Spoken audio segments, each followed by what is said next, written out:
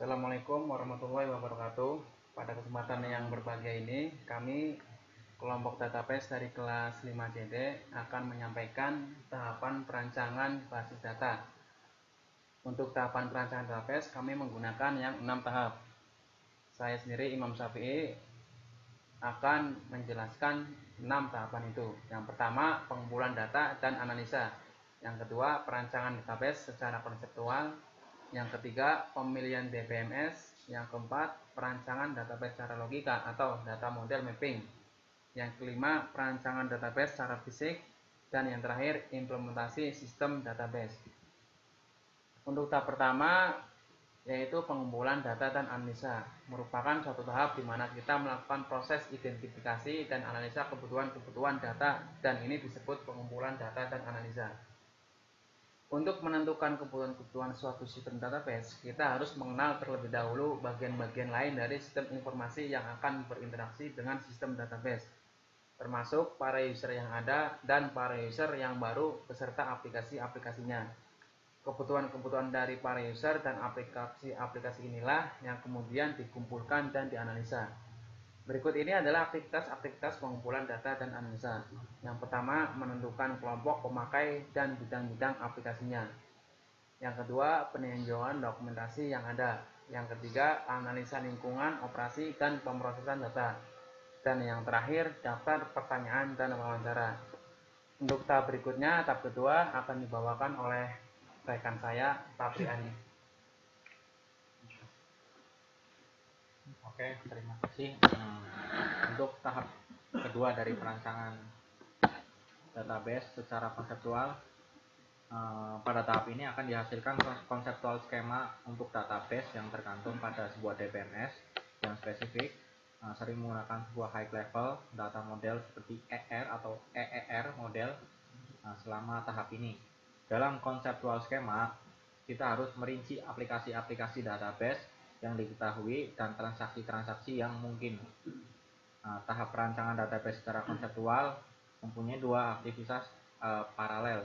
Yang pertama, perancangan skema konseptual, yaitu menghasilkan sebuah konseptual database skema pada DBMS independen, model data tingkat tinggi seperti EER, Enchant, Entity Relationship Model. Yang kedua, perencanaan transaksi, menguji aplikasi-aplikasi database di mana kebutuhannya telah dianalisa pada fase 1 dan menghasilkan perincian transaksi-transaksi ini. Sekian tahap 2. Untuk tahap selanjutnya akan dibawakan oleh Bapak Evan. Terima kasih.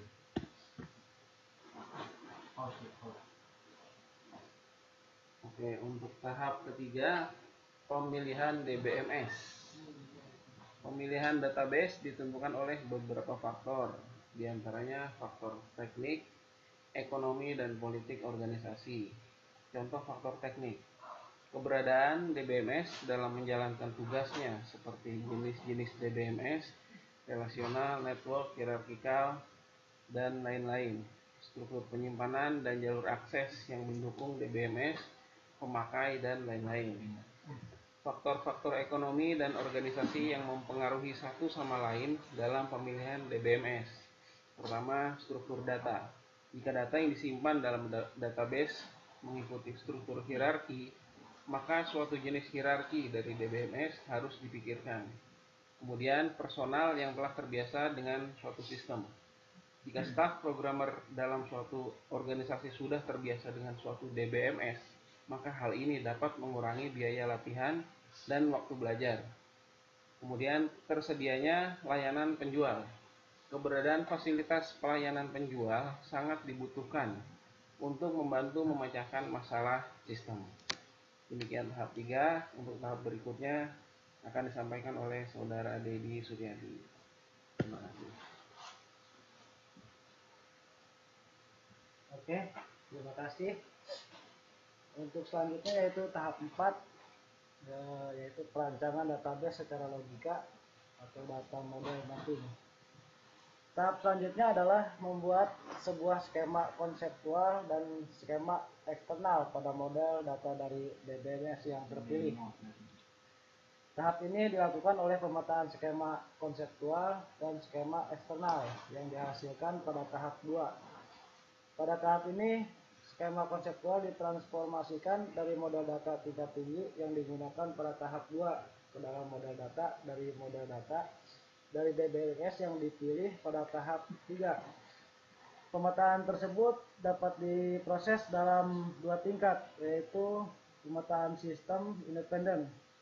Pemetaan ke dalam model data DBMS dengan tidak mempertimbangkan karakteristik atau hal-hal yang khusus yang berlaku pada implementasi DBMS dari model data tersebut. Yang kedua, penyesuaian skema ke DBMS yang spesifik.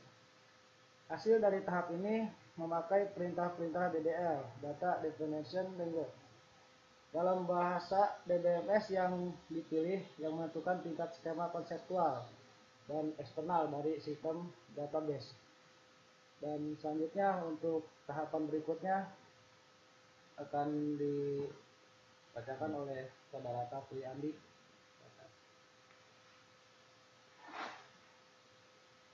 Oke, terima kasih. Untuk selanjutnya yaitu tahap kelima, perancangan database secara fisik. Perancangan database secara fisik merupakan proses pemilihan struktur-struktur penyimpanan dan jalur-jalur akses pada file database untuk mencapai penampilan yang terbaik pada macam-macam aplikasi. Selama fase ini dirancang spesifikasi untuk database yang disimpan yang berhubungan dengan struktur penyimpanan fisik, penempatan rekod, dan jalur akses. Berhubungan dengan internal skema pada istilahnya 3 level arsitektur DBMS, beberapa petunjuk dalam pemilihan perancangan database secara fisik ada 3. Yang pertama, response time atau waktu akses untuk database item yang ditunjukkan oleh suatu transaksi. Yang ketiga, space utility, jumlah ruang penyimpanan yang digunakan oleh file database dan struktur jalur akses. Yang ketiga, transaction throughput atau rata-rata transaksi yang dapat diproses per menit oleh sistem database dan merupakan parameter kritis dari sistem transaksi, misalnya digunakan pada pemesanan tempat di pesawat, bank, dan lain-lain. Hasil dari fase ini adalah penentuan awal dari struktur penyimpanan dan jalur akses untuk file-file database. Sekian tahap 5.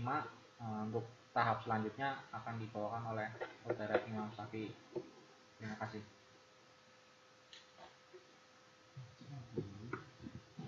Lanjut ke tahap terakhir dari perancangan database, yaitu tahap implementasi sistem database.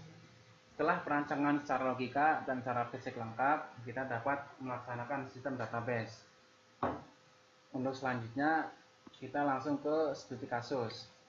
Dalam kasus yang kita buat adalah membuat database sistem perpustakaan. Untuk pemilihan DBMS, kita menggunakan MySQL, sedangkan untuk aplikasi bantunya, kita menggunakan PHP-MyAdmin. Kita langsung saja ke aplikasinya, ke PHP-MyAdmin. Yang pertama, kita bikin dulu database-nya, misalkan database perpustakaan, kemudian klik create. Setelah jadi akan ada di sidebar perpustakaan, kita klik. Nah, selanjutnya kita akan membuat tabel. Untuk tabel yang pertama, kita bikin tabel anggota dengan jumlah atribut 6 atau jumlah kolom. Klik go. Nah, akan muncul form pengisian tabel anggota. Untuk atribut pertama, atribut npm dengan tipe data varchar, panjang 13. Kemudian kita akan jadikan npm ini sebagai primary key.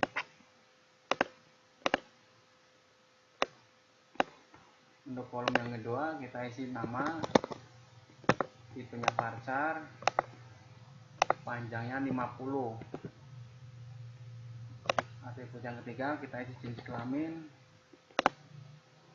kita isi dengan varchar dengan jangkauan 2. Selanjutnya tanggal lahir, kita menggunakan tanggal ya, format untuk tanggal yaitu date. Selanjutnya kelas dengan tipe data varchar jangkauannya 2, dan yang terakhir image untuk menampilkan foto anggota perpustakaan dengan tipe data varchar jangkauannya 100. Nah, setelah diisi semua form ini dengan atribut data, kita bisa simpan. Nah, satu tabel jadi. Untuk tabel selanjutnya akan dibuat tutornya oleh saudara Ervan Budianto.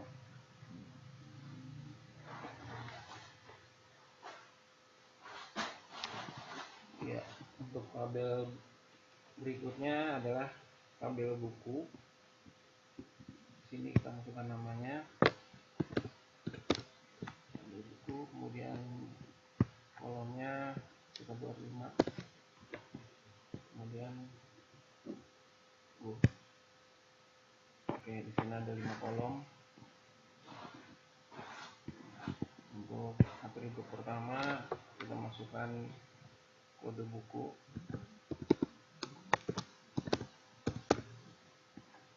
tipenya varchar, jangkauannya kita buat 5, dan ini akan menjadi 5 Riki. Atribut selanjutnya adalah judul, tipenya varchar,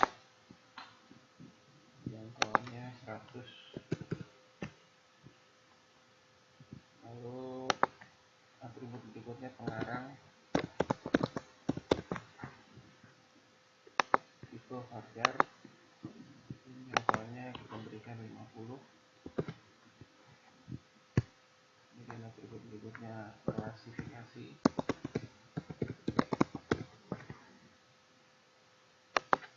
tipenya varchar, atributnya 25, dan jangkauan 25. Dan berikutnya yang terakhir adalah image,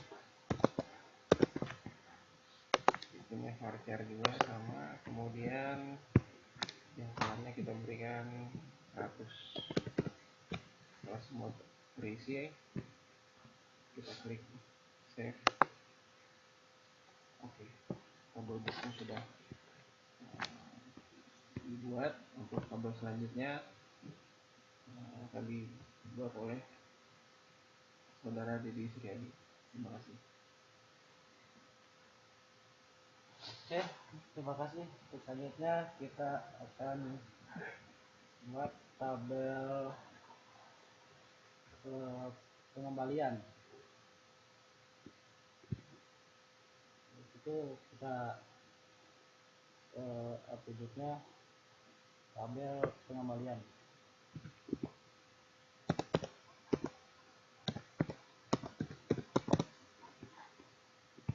Untuk kolomnya kita kasih 5.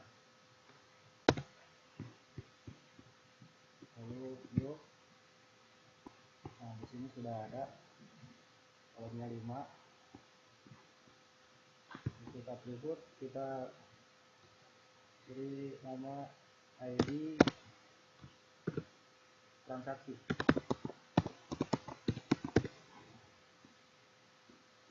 Untuk tipenya varchar, jangkauannya kita kasih 12.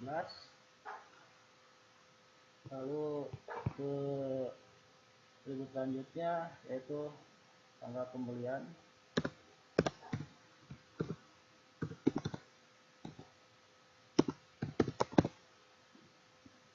Tipenya karena ini tanggal yaitu date.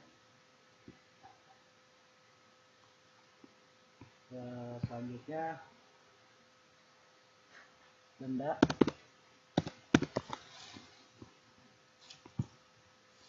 tipenya varchar, jangkauannya 12, selanjutnya nominal,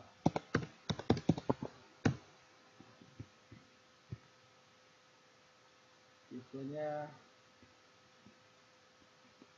kita kasih double. Nah, oke. Selanjutnya ID petugas,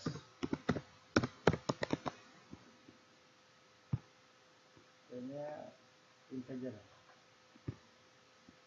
Oke, lalu kita set. Nah, untuk tabel berikutnya akan dituturkan oleh saudara Tapi Andi. Silakan Tapi Andi. Oke, terima kasih. Untuk tabel selanjutnya yang akan kita buat yaitu tabel transaksi. Di sini tabel transaksi kita kasih 7 kolom. Nah, kolom pertama kita kasih nama ID,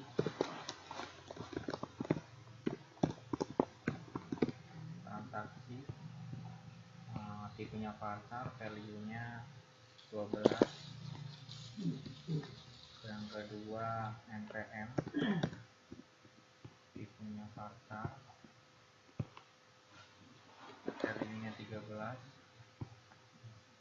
Yang ketiga kode buku, tipenya varchar juga, value-nya kasih 5. Yang keempat tanggal pinjam. Di sini bentuknya date. Yang kelima tanggal kembali,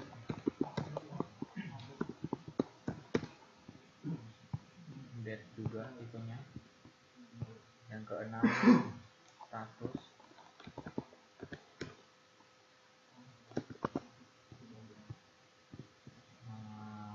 varchar, di sini kasih 45 value-nya. Yang terakhir ID petugas.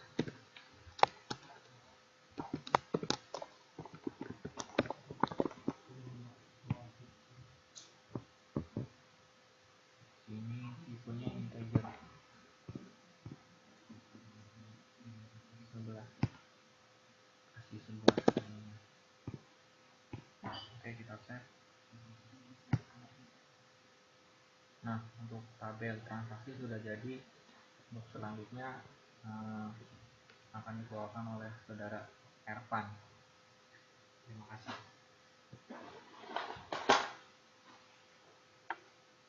Ya. Kemudian kita buat tabel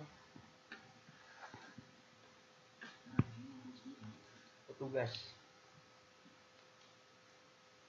Ini tabel terakhir, itu tabel petugas.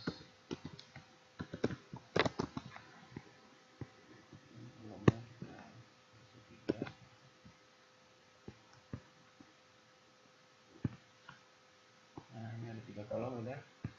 Lalu yang pertama adalah ID petugas.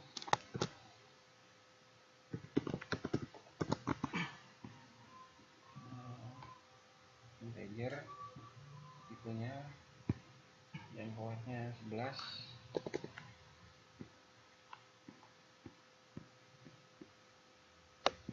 Dia Mariki.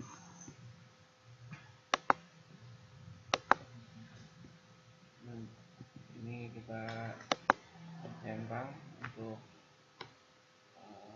penambahan nilai secara otomatis.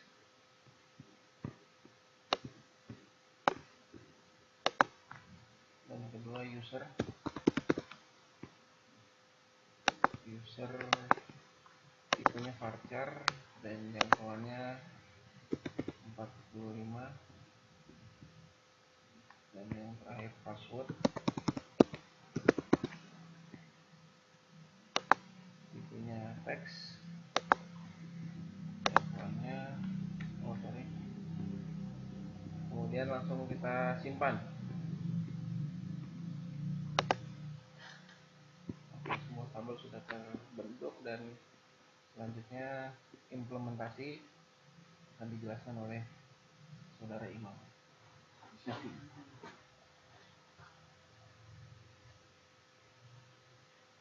Baik, semua tabel sudah kami buat beserta tipenya. Untuk selanjutnya kita akan implementasikan tabel yang kita buat. Yang pertama, kita masuk ke perpustakaan database yang tadi kita buat, terus kita klik export. Nah, setelah itu klik go. Nah, akan terbentuk file perpustakaan SQL. File ini yang akan kita koneksikan ke dalam aplikasi. Nah, SQL sudah jadi, lanjut kita ke aplikasi. Karena kita menggunakan CodeIgniter sebagai frameworknya, jadi kita tidak perlu membuat file konfigurasi untuk koneksi database ke aplikasi. Kita hanya perlu melakukan konfigurasi di file htdoc tempat website kita berada. Application config database. Kemudian kita masukkan profil database yang kita punya. Setelah pengaturan database kita buat, kita keluar, kita akses situs yang telah kami buat. Nah, otomatis database yang tadi kita buat terhubung dengan aplikasi. Sekarang kita coba untuk implementasi database-nya. Ini ada tabel ini, tabel anggota. Tabel ini koneksinya ke tabel anggota yang pertama dibuat. Contohnya kita akan menambahkan tabel. Kita klik tambah. Contohnya npm, kita tulis 144.170.004.222. Nama Fernandes. Username kita tinggal pilih. Untuk format tanggal di MySQL pakainya YYY